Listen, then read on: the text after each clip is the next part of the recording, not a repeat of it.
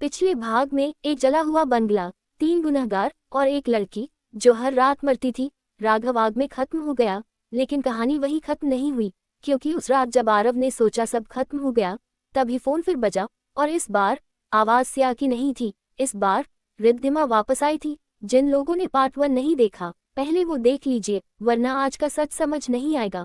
आज खुलने वाला है आग किसने लगाई थी और असली हत्यारा कौन था। कमरे में आग बेकाबू हो चुकी थी। धुआं इतना घना कि सांस लेना मुश्किल हो रहा था। रिद्धिमा की परछाई दीवारों पर तड़प रही थी। सिया की आंखों में आंसू थे, लेकिन इस बार वो शांत थी। हम बदला नहीं चाहते, सिया की आवाज गूंजी। हमें सच और न्याय चाहिए। आरव ने खांसते हुए पूछा, कैसा न्याय? रिद्धिमा की परछाई अचानक राघव के सामने आकर ठहर गई। राघव की आंखें डर से फैल गईं। पापा, एक धीमी टूटी हुई आवाज गूंजी। राघव जमीन पर गिर पड़े। मुझे माफ कर दो, मैंने तुम्हें बचाने की कोशिश नहीं की, सिया ने धीरे से कहा। सच सिर्फ बोलने से नहीं, स्वीकार करने से पूरा होता है। आरव समझ गया। आपको पुलिस के पास जाना होगा, उसने राघव से कहा। कबीर चौंका। अभी यहाँ हम मर जाएंगे, आरव ने मजबूती से कहा। अगर ये सब हमारे गुनाहों का चक्र है, तो इसे ही खत्म करना होगा। राघव कांपते हुए बोले, मैं सब कबूल करूंगा। मैंने आग लगाई थी, मैंने अपनी ही बेटियों की जान ली। जैसे ही ये शब्द कमरे में गूंजे, आग की लपटें थोड़ी धीमी पड़ गईं। रिद्धिमा की परछाई हल्की होने लगी, लेकिन अचानक सीढ़ियों का आखिरी हिस्सा भी गिर गया। अब नीचे जाने का कोई रास्ता नहीं था, सिर्फ वही छोटी खिड़की बची थी। कबीर घबरा कर बोला, 2 लोग निकल सकते हैं, तीसरा यहाँ फंस जाएगा। सिया की नजर फिर आरव पर ठहर गई। तुम्हें जीना है, उसने धीमे से कहा। आरव ने सिर हिलाया। अगर तुम्हें मुक्ति मिलती है तो मैं जिंदा रहूंगा। रिद्धिमा की परछाई अब राघव के चारों ओर घूम रही थी, जैसे वो फैसला चाहती हो। राघव अचानक खड़े हो गए। उनकी आंखों में पहली बार डर नहीं, बल्कि ठान लिया हुआ निर्णय था। कबीर, आरव, तुम दोनों बाहर जाओ। आरव चौंका। नहीं, इस बार मैं नहीं भागूंगा। राघव ने उसकी तरफ देखा। 5 साल पहले तुम भागे थे, आज अगर तुम रुके तो कहानी फिर दोहराई जाएगी। उन्होंने खुद खिड़की की तरफ इशारा किया। मैं यहीं रुकूंगा, मैंने ही ये आग शुरू की थी, अब इसे खत्म भी मैं ही करूंगा। सिया की आंखों से आंसू बह निकले। पापा, रिद्धिमा की परछाई धीरे धीरे शांत होने लगी। आरव का दिल टूट रहा था। अंकल, ये आत्माएं बदला नहीं चाहती, इन्हें आपका पछतावा चाहिए। राघव ने आंखें बंद कर लीं, और वो उन्हें मिल चुका है। अचानक सिया और रिद्धिमा दोनों की परछाइयां एक साथ चमकने लगी। आग की लपटें जैसे उनके चारों ओर घूमने लगी। कमरा हिलने लगा। कबीर ने आरव का हाथ पकड़ा। चल, वरना हम सब मर जाएंगे। आरव आखिरी बार मुड़ा। सिया मुस्कुरा रही थी। इस बार तुमने मुझे अकेला नहीं छोड़ा। और अगले ही पल तेज धमाके के साथ छत का एक हिस्सा गिरा। आरव और कबीर खिड़की से बाहर कूद गए। पीछे पूरा बंगला आग में डूब चुका था। अंदर राघव खड़े थे और उनके सामने सिया और रिद्धिमा की परछाइयां। आग की लपटें सब कुछ निगल गईं। बाहर खड़े आरव की आंखों में आंसू थे। आग धीरे धीरे शांत होने लगी, और फिर सब कुछ खामोश। आरव के फोन पर अचानक एक मैसेज आया। Unknown number. उसने कांपते हाथों से खोला। लिखा था, अब मैं हर रात नहीं मरूंगी, और नीचे एक आखिरी शब्द, धन्यवाद। बंगले की आग बुझ चुकी थी। सुबह तक वहां सिर्फ राख बची थी और पुलिस की गाड़ियां। आरव और कबीर ने पूरी रात बाहर बैठकर बिताई। जब पुलिस अंदर गई, उन्हें सिर्फ एक जली हुई लाश मिली। पहचान मुश्किल थी, लेकिन कपड़ों के आधार पर साफ था, वो राघव मल्होत्रा थे। आरव की आंखें खाली थीं। सब खत्म हो चुका था, या शायद नहीं। 3 दिन बाद आरव अपने कमरे में अकेला बैठा था। पिछले कई महीनों से जो कॉल्स आती थी, अब बंद हो चुकी थी। हर रात 12 बजे अब सन्नाटा होता था।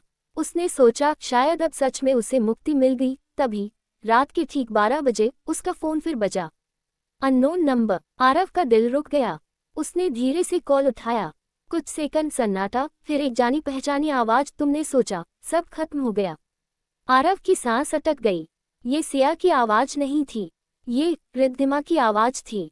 लेकिन तुम्हें तो मुक्ति मिल गई थी, आरव फुसफुसाया।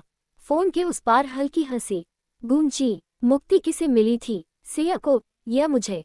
आरव का दिमाग घूम गया।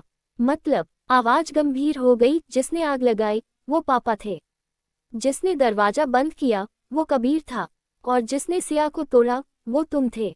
आरव कांप गया। मैंने तुम्हें कुछ नहीं किया। फोन के उस पार सन्नाटा। फिर धीरे से जवाब आया, याद है उस रात मैं सीढ़ियों के पास छुपी थी। आरव के दिमाग में बिजली सी कौंधी। हाँ, झगड़े के वक्त उसे लगा था कोई ऊपर खड़ा था। तुमने मुझे देखा था, आवाज बोली, लेकिन तुमने अनदेखा कर दिया। आरव के हाथ कांपने लगे। मैं डर गया था और तुम्हारे डर ने हमें मार दिया। फोन कट गया। अगले ही पल आरव के कमरे की लाइट्स झिलमिलाने लगी। आईने में उसे अपनी परछाई के पीछे एक और परछाई दिखी। लंबे खुले बाल, लेकिन चेहरा सिया का नहीं था, रिद्धिमा का। तुमने सबका सच स्वीकार किया, उसकी आवाज कमरे में गूंजी, लेकिन अपना सच नहीं। आरव पीछे मुड़ा, कोई नहीं था। फोन फिर वाइब्रेट हुआ। एक मैसेज आया, अभी एक गुनहगार बाकी है। आरव के माथे पर पसीना आ गया। कौन? उसने बुदबुदाया। उसी वक्त दरवाजा अपने आप बंद हो गया। कमरे का तापमान अचानक गिर गया। आईने में उसने खुद को देखा, लेकिन इस बार आईने में उसका चेहरा जला हुआ था, जैसे वो खुद उस आग में खड़ा हो। रिद्धिमा की आवाज गूंजी, हर रात कोई न कोई मरता है, आज तुम्हारी बारी है सच से मिलने की। आरव जमीन पर गिर पड़ा। उसके दिमाग में वो रात पूरी साफ हो चुकी थी।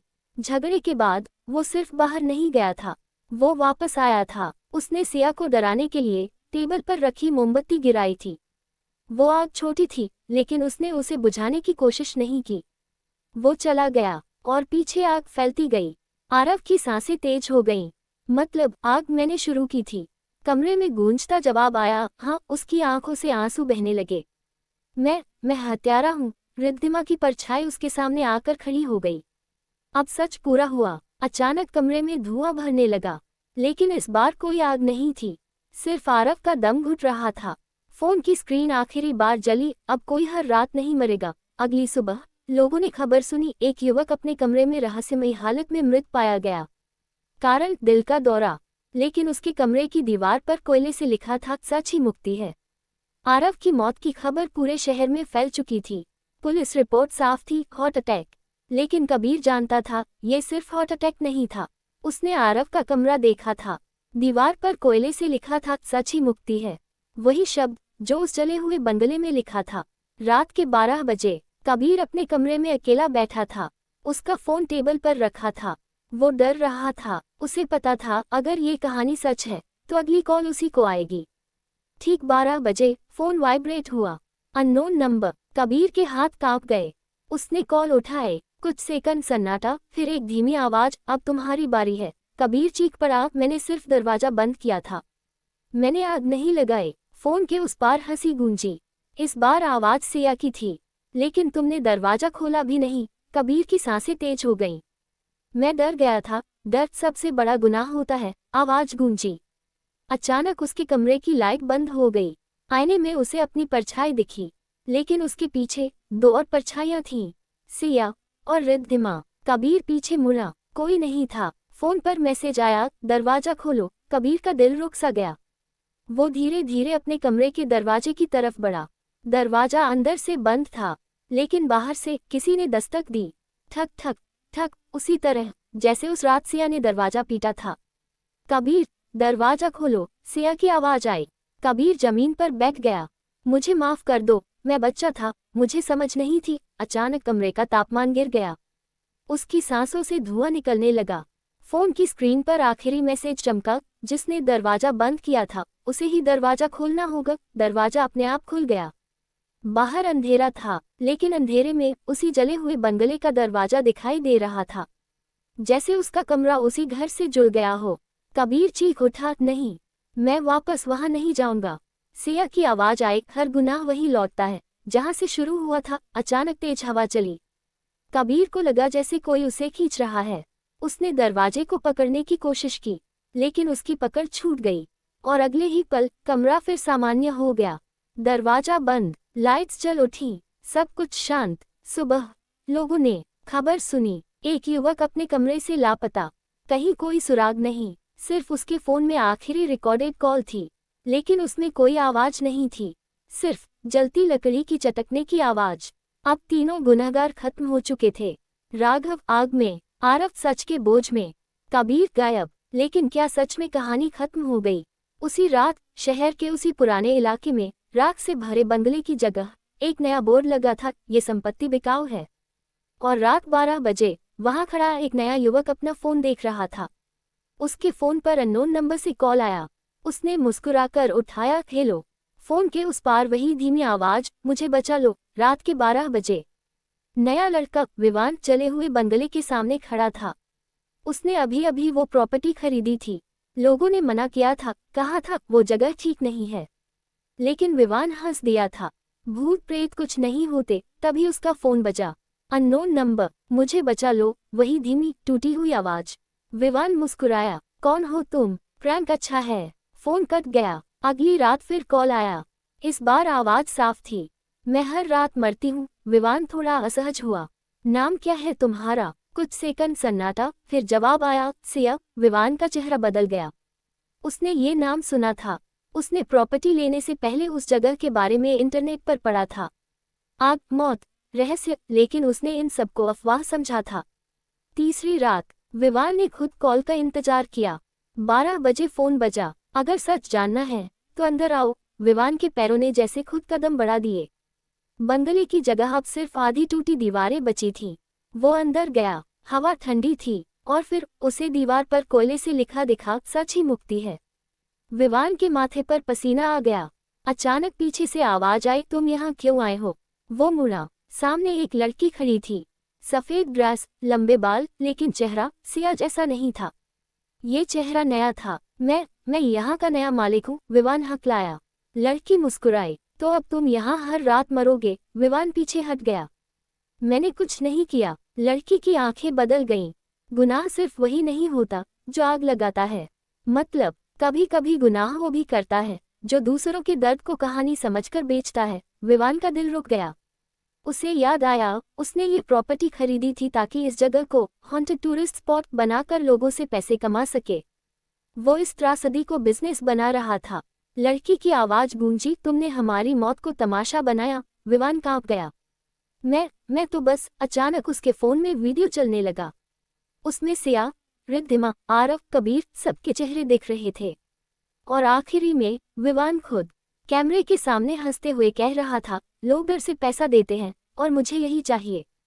विवान जमीन पर गिर पड़ा। मुझे माफ कर दो। लड़की धीरे धीरे धुएं में बदलने लगी। हर गुनाह आग से नहीं जलता, कुछ गुनाह सच से जलते हैं। अचानक पूरा बंगला हिलने लगा। लेकिन इस बार आग नहीं लगी, बस दीवारें टूटने लगीं। विवान बाहर भागा। पीछे मुड़कर देखा, जली हुई दीवारें खुद ब खुद ढह रही थीं, जैसे वो जगह खुद को मिटा रही हो। अगली सुबह लोगों ने देखा, वो पुराना बंगला अब पूरी तरह गायब था। जगह खाली थी, ना राख, ना दीवार, ना कोई निशान। और उस दिन के बाद शहर में किसी को भी रात 12 बजे कोई कॉल नहीं आया। लेकिन उसी रात शहर से दूर एक और पुराने घर में एक लड़की आईने के सामने खड़ी थी। उसकी आंखों में हल्की सी चमक थी। फोन बजा। Unknown number. उसने मुस्कुराकर उठाया, मुझे बचा लो। और इस बार आवाज उसी की थी। शहर से दूर एक छोटा सा कस्बा, एक पुराना घर। आईने के सामने खड़ी वो लड़की जिसने खुद को कॉल किया था। उसका नाम था अनाया, लेकिन उसकी आंखों में वही ठंडा सन्नाटा था। उसके फोन में कॉल लॉग खुला था। अननोन नंबर, रात के 12 बजे। वो मुस्कुराए। मुझे बचा लो, उसने खुद से दोहराया।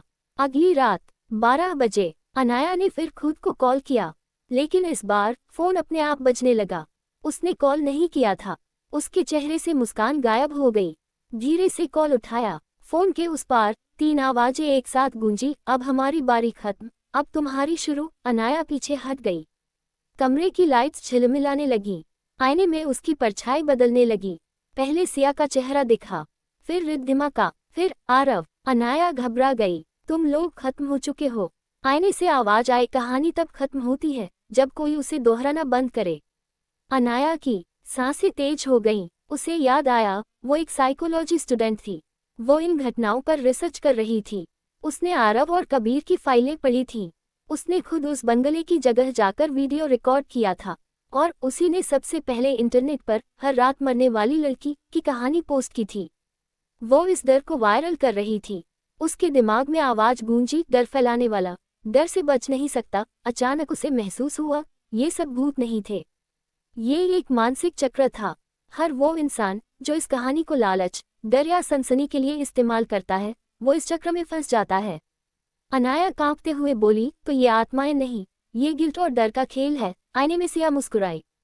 हम सिर्फ याद हैं जो सच दबाने पर वापस लौटती हैं। अचानक फोन पर एक आखिरी मैसेज आया, कहानी खत्म करो वरना कहानी तुम्हें खत्म कर देगी। अनाया जमीन पर बैठ गई। उसने अपना लैपटॉप खोला, वो पोस्ट, वो वीडियो सब डिलीट कर दिए। फिर उसने एक आखिरी पोस्ट लिखा, ये कहानी भूतों की नहीं थी, ये कहानी डर, गिल्ट और लालच की थी।